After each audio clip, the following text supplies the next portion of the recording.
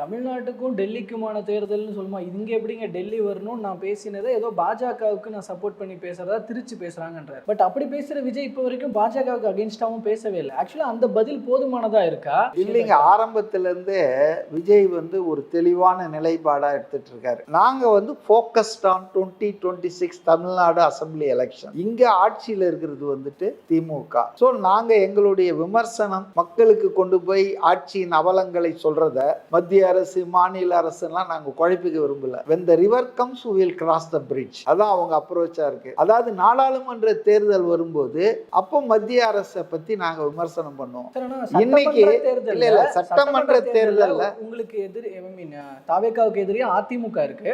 அதிமுகவோட பாஜக கூட்டணி அமைச்சிருக்கு. அந்த ஆஸ்பெக்ட்லயாவது எதிர்க்கலாம். அண்ட் மோர் ஓவர் பட்ஜெட் மாதிரியான விஷயங்கள் தமிழக மக்களையும் பாதிக்க தான் செய்யுது. அப்ப அந்த விஷயத்திலே தமிழக மக்களுக்காக பேசுற விஜய் அதை பேசியிருக்கலாம். எந்த ஒரு இடத்துலயுமே பாஜகவை டச் பண்ணவே இல்லையா? இல்ல, ஃபர்ஸ்ட் பாயிண்ட், பட்ஜெட்டை பத்தி ஒரு முழு நீளமான அறிக்கையை தாவேகா பட்ஜெட் அடுத்த நாளே வெளியிட்டது. இது தமிழகத்தை வஞ்சிக்கிற பட்ஜெட், இதனால தமிழகத்துக்கு பயன் இல்லை, இது ஒன்றிய அரசு தவறு பண்ணுது, தமிழ்நாட்டுக்கு எந்த திட்டத்தையும் கொடுக்காம இருக்குன்ற மாதிரி ஒரு விரிவான சர்க்குலர் அறிக்கை விஜய் உடைய பேர்ல வந்தது. அதே போல நிர்மல் குமார்லாம் பேசினாங்க பொதுவெளியில. அதனால அது உண்மை அல்ல.